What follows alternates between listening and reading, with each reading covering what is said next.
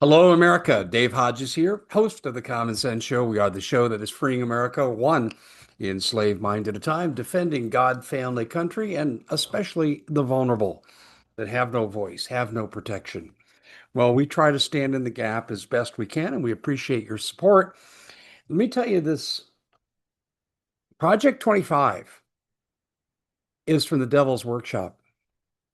There's no question in my mind, this is absolutely horrendous. And we're actually when we're done with this segment, we're going to do another follow-up segment that's going to tell you just how bad this is. And I know that you're going to look at this and just say, it can't be that bad. Well, when we're done with this first of two parts here, we get to the third part and we start talking about the book of Revelation, chapter 6 specifically. We'll go through and then you tell me how bad it is. We're going to go through the last four predictions, and I'm going to add in my ad libs to supplement what these four predictions are and how many of them are already underway. I wish the news is more upbeat. That'll have to wait until the next segment. And I'll tell you some of the things that we can definitely do about this. We are brought to you by something that you guys should absolutely embrace. And we know that frequency-based treatments, both from mainstream medicine, alternative healthcare, they're all the rage. And I wanted to show you the technology that's at work frequency-based in four products. Pain patches, all natural, frequency negates the pain signal to the limbic system. Ultimate wellness band. I call it the energy band. I frequently wear it, except I don't wear it when I want to get sleep. Don't wear it 2 hours for bedtime because it keeps on working. EMF protection disc on the end of your phone blocks a good portion of the EMF. I don't want glioblastoma. And then, of course, the sleep patches. I have no need for that. I can sleep in an elevator standing up. Those are my wife's words for me, not mine. But if I needed it, I would use this. And they all work. And right now, there's great specials available. All four of these products are available, or pick and choose what you need. Go to bodyalign.com/Dave Hodges. Bodyalign, AIGN, bodyalign.com/Dave Hodges. Well, let's take a look at the four unfulfilled predictions, but as we like to say, what was coming is no longer coming, it's here. I'm afraid we might be saying that about this unless we can have a turnaround. And some of these are downright scary. Project 2025, seriously being looked at now, and we probably should have looked at this prior to, because the Trump administration fully supports these goals by deed, if not by word. Number one, universal monitoring of business transactions. It's called the Genius Act. We've covered it. World Liberty Financial, huge conflicts of interest with the Trump administration, their colleagues, family members, and friends, making lots of money. But the idea is to track what we want to track and hide, like money laundering, what we want to hide. And we walked you through how this works with the World Liberty Financial Group and the Genius Act. Money launderers are protected. Then there's the second part of this.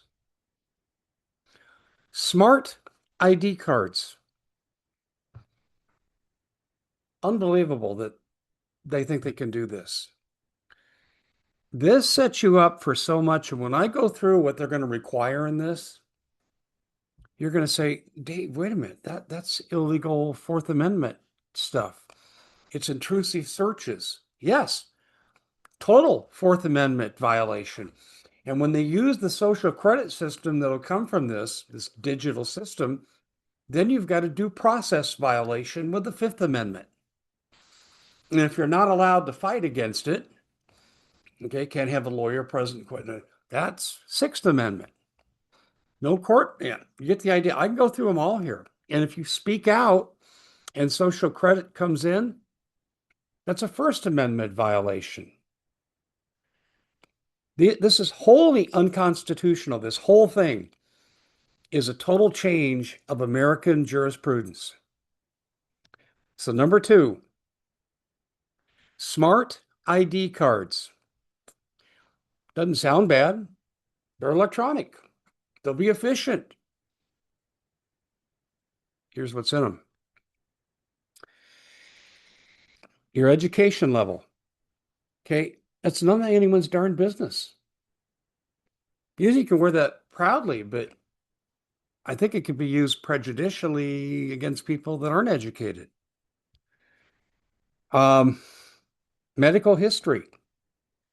Why do we have laws like HIPAA if reasonable people in Congress at one time hadn't thought we need to protect people's health information? It could lead to hiring decisions, renting to people, various contractual obligations.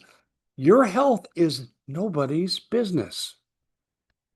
But the government says, no, that's not true. It's all going to be right there. Scan your ID, and this is what they're going to get. Your employment records.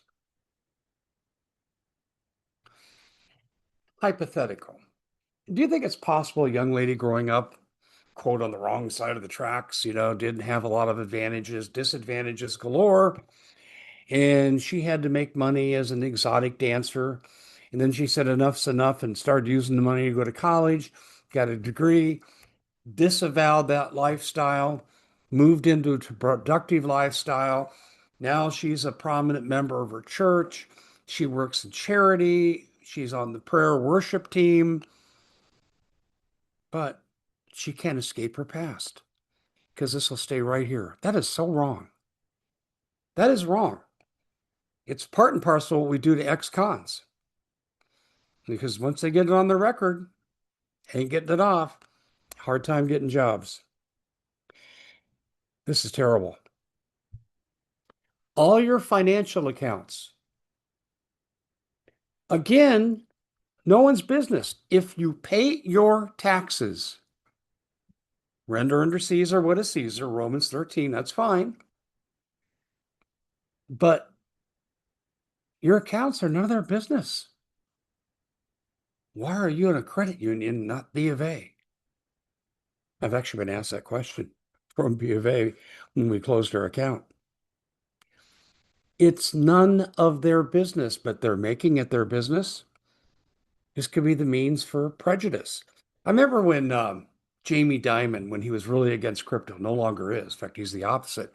But he told his employees, if I catch you even buying crypto, you're fired. And we'll blackball you because he's that kind of guy. Well, that's financial accounts. None of their business. If what you're doing is legal, it's still none of their business. That's what I'm telling you. We do a lot of advertising for My Digital Money, No Gold, uh, Ironhawk Financial. It's all designed to get you out of the mainstream where you're going to be nothing but surveilled and controlled digitally. If you understand why I advertise for those three, you just get a real simple one sentence answer. Then they're going to have your social security status, your credit report. What does your credit have to do with showing an ID? Why should anyone have a right to know your credit report? Let's say that you're buying a beer, getting onto an airplane. How is this even relevant? It's not. It's saying to you, your life belongs to us. We're going to be the judge. Better be careful because we're creating a record. Now, this is the one that'll keep you up at night. Religious affiliation. What? In a hyper-religious society that allows total compliance, kind of like some of the early pilgrim societies, right? They'll banish you to the winter where you'll die in the elements. That's wrong. What if they don't like, oh, let's make up a group. What would that group? Oh, yeah, Christians. What if they don't like Christians? I see here on your application, and we've scanned your ID, that you are a member of the Lutheran Church. Sorry, that just disqualified you. Nothing good can come from this. Nothing. And please keep in mind that when we do things like race, and that's on there too, and religion, and we compile lists, what does history say about that? History says really bad things happen. There's no purpose for it except control and future persecution. That's number two. Number three, have you enjoyed paying into Social Security? You know, you're 7.5%. Every paycheck, there it goes. Okay, well, it'll come back to me. I'll have it when I get older and I retire. As the French might say, au contraire, mon frère. On the contrary, my brother, they are going to base, according to Project 2025, Social Security on needs-based only. Now, see, they're running into a crisis because Congress has continually rated it for the projects for their donor corporations, and they borrow from Social Security. I call it stealing. And now they're going to determine you'll get it based on need. What did I pay in all these years for? You just contributed to the greater good. Mr. Hodges, you should not complain. It's going to the greater good. Yeah, I was told to come back to me. Well, that contract has changed. Social Security. Now, let me make a leap. We have the tech moguls, the Altmans, the Peter Thiels, all saying, oh, yeah, a lot of these jobs, 90% of the jobs are going to go away. But don't worry, don't worry. We'll have universal basic income.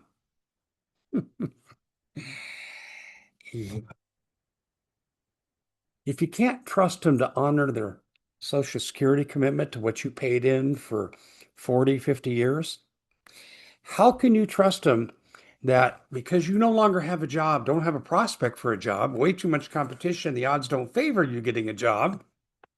How can you trust they're going to continue to support you? And at what level will they support you? No money for steak, but you know that diet came out of the WEF, right? Bugs and yeah. Well, we can afford that. We're not done with this category. If they're going to means test you for Social Security, how do you know they're not going to use religion, nationality, race, your demographics? How do we not know that they're going to go after political affiliation? See, now there's a real gray area between means testing, how much money have you made, real gray area to ideological testing. So you have means testing, and very quickly, I'm telling you, it's incrementalism on steroids. They'll move into ideological confiscation. We just don't think you have the right idea. And if we let you have all this money, you'll use it in ways that are contrary to the welfare of our society. Denied. I look at this and I just, wow. Now, they can deny you access to economic platforms, cashing your check at work, automatic deposits on hold. We have ideological and mean testing concerns. Do you not think this could set up the mark of the beast? Now, see, people that are really afraid of it will react negatively because of the cognitive dissonance. Oh, no, Hodges is full of nonsense. That's just not true. That'll never happen. What'd they do to the Jews? Remember the yellow little thing they had to wear, the Jewish people? Can't have you teach in the universities. You'll pervert the minds of the young. Can't work in a bank. You know how Jews are with money. That's what the Nazis were saying. By the way, one half of my family is German refugees. I've heard the stories. I don't need to read the history books, but a lot of it's in there. But I know how this can be abused.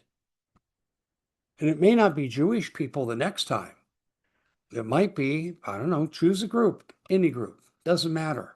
People that like to play tiddlywinks. But whatever group they decide is the unfavorable group of the day, the scapegoat for society's ills, no. We can never allow this to happen. And then we move into social credit. Social Security and smart ID cards combined forms the basis for social credit. We want to create the citizen we want. They won't worship a higher power than government. They'll follow everything, everyone's directions, even if it's anti-biblical. If we ban the Bible, they'll obey it. Okay. And then we'll pit people against each other, black versus white, and this religion versus that religion. That's two and three combined. Let's look at the fourth and final prediction that has not fully arrived, but it's pulling into the station. The Deagle report. And I have to add one more thing to Project 2025. The Deagle report, and I've talked about this recently, and America2050.org, an advisor to Obama, created this. The Deagle report, created by Stratford, which is one of the intelligence specific arms of the CIA. Deagle report. By 2025, the US population will go from 327 million to 100 million. I remember thinking 327 million, that's a heck of a lot of people. But I wasn't counting on the total unbridled immigration that we had that actually took our country to 340 million people. And what they're talking about here is a 2/3 reduction plus. Oh, close to 70, 75%. A war would do it. And by the way, too, if you don't think we're going through an economic collapse, well, maybe it's projecting, but I think it's underway because the Iranian war, oil's not flowing, banks will collapse, dollar will collapse. We'll get a digital system. But the average income in America in 2014, when Deagle was created, was $60,000 a year. Now, they're projecting in Project 2025 through the Deagle report $24,000 of income per year. The gross national product will be 90% less than it is today. I remember reporting our military infrastructure would be 8% of what it was. I think that's called an occupation force. We've lost a war somewhere in the Deagle report. Also, too, you had 100 million people left. But what's interesting is in Obama's advisor of the White House, and you don't see this on this website, America2050.org. Sorry, brain lapse there. That projected 11 megalopolises, that's metro areas combined, of 6 million each. That's 66 million people. Target year, 2050. Year of creation, 2010. Pretty scary stuff. We're talking massive depopulation. Could come from combat pollution and, yeah, that kind of thing. Well, we'll come back to that because it's microplastics and what's happening with war. Folks, you're not being told this, yet I found peer-reviewed studies that talk about the threat. Then you've got your air, your water, and your food are being assaulted. Chemical dispersions, microplastics, general pollution, everything that you have entered your body, whether it's through your mouth, your nose, your ears, your skin, contains negative elements, all shortening the lifespan. None of it's beneficial except sunlight. I'm looking more at 70% obesity rate, EMF fields leading to cancer-causing agents, particularly things like glioblastoma, processed foods resulting in the obesity we just mentioned. I could go on, but basically it's a depopulation system. If I'd say, hey, we're just being stupid and greedy, but if you go back 30 years, and I've done stories on this, prominent people saying we need to reduce the Earth's population by at least 90%. Even Jacques Cousteau said that. Ruth Bader Ginsburg, early in her career, said this. She was a eugenics supporter. And if you look at this, what is the mainstream media controlled by six corporations, 98% of it? What do they espouse? Everything that doesn't end in procreation and the family. That's a fact. I tell people, tell me I'm wrong. As Charlie Kirk would say so eloquently, prove me wrong. Prove me wrong. Leave me comments. This should scare the living heck out of all of you. Now, do we have answers? Yes. And in the next segment, I'm going to talk about where in the Bible you can find these predictions because the Bible says this is going to become reality. And then more importantly, what can you do about it? I'm Dave Hodges. This is The Common Sense Show. Make sure you sign up for our TV show, thecommonsenseshow.tv, and we'll see you back here again next time.